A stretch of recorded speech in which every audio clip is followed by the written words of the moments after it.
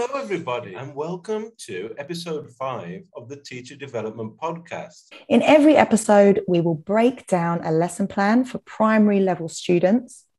The lesson plans come from the teachingenglish.org.uk website. Hello, Chris. How are you? I'm doing well, thanks. I'm having a great week. Can I ask you, Amy, have you got a lucky number? I do have a lucky number. I guess my lucky number is number 5. Number 5? So why? Why is number 5? Because there's 5 people in my family. Why do you ask me that? Well, the reason I ask is today's lesson is about numbers. You've been talking to Fatima in Pakistan about numbers. I have, yes. And here's what she said. I'm Fatma Shahid, and I have been working as elementary school teacher in Uganda, and I also have been working as a teacher trainer with the British Council. Fatima, at what age do you think children start learning English numbers? At homes, we, like, as parents, we start teaching our kids when they are younger, the English vocabulary, the household vocabulary, you can say.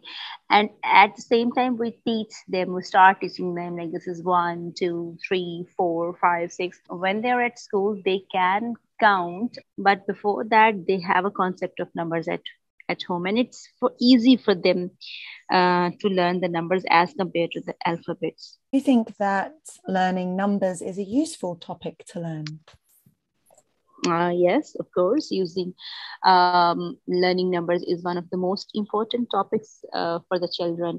As the children need the numbers to use in their daily life, even if they are children.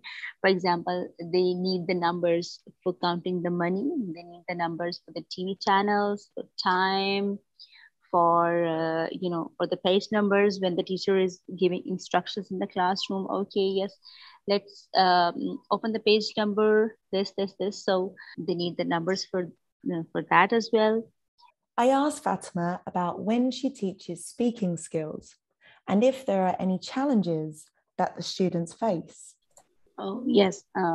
If we talk about the pronunciations of few words, the children found difficult. For example, the double consonant sounds, that is 6. So sometimes students feel difficulty in pronouncing that. I would like to quote here one more example, that is of the sound th, as in 3. This sound sometimes, like, teachers are not familiar with the exact sound. And of course, the children feel the difficulty to pronounce the sound th, as in 3. It's not 3, it's 3. These are the few things which students and teachers both find difficult to pronounce. Let's take a look at what's included in this numbers lesson plan. The warmer or introduction activity in this lesson plan is a game where the students stand up and they come to the blackboard or the whiteboard. They have to hit the board or draw something or touch the board in some way. In Fatima's class, she likes using these kind of board games. Here's what she said. My students, they just love the board games, especially board race and back to the board. These are the most favorite activities of my students, and they just, it's a kind of motivation for them. So if I say to them, okay, class, I will assess you through board race, this is their most favorite. And then they have an idea that everybody has to put some effort, in the. Then there's a story. One time listening for numbers, second time listening for the significance of the numbers. And there's a sentence matching activity. Also a game. I asked Fatima, have you ever played Snakes and Ladders in your class?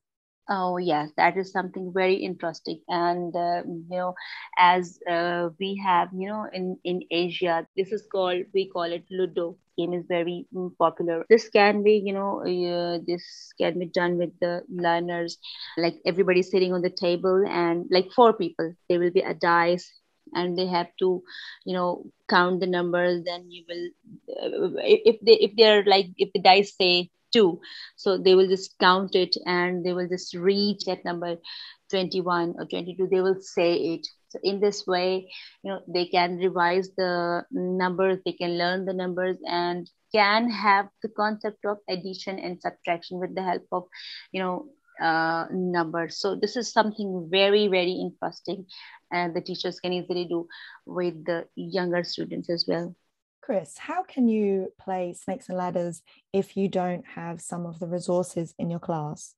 For example, if you don't have any dice in your classroom, you could make spinners to choose the numbers to play the game instead. If you can't print the worksheet, you can always put the matching exercises up onto the board and ask the students to copy them into their books. Or if you want to play the game, but you can't print the game, you could get the students to draw it on a piece of paper or even with a piece of chalk on the ground.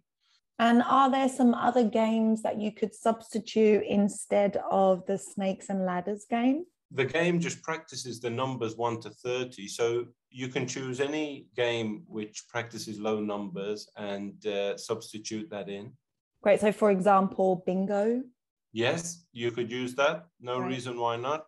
And I think the best thing about this lesson from the teacher's perspective is how much you can reuse the language from this lesson in the following weeks. Okay, so after I did this lesson, you're using numbers for classroom instructions. If you want to tell the students working groups of 4 or 5, when you want to tell the time, you can say, okay, we're going to do this activity until 4:10. When you want to do maybe a shopping role play, and also there's the game playing vocab. So they learn phrases like, it's my turn, it's your turn. You can connect this to other subjects.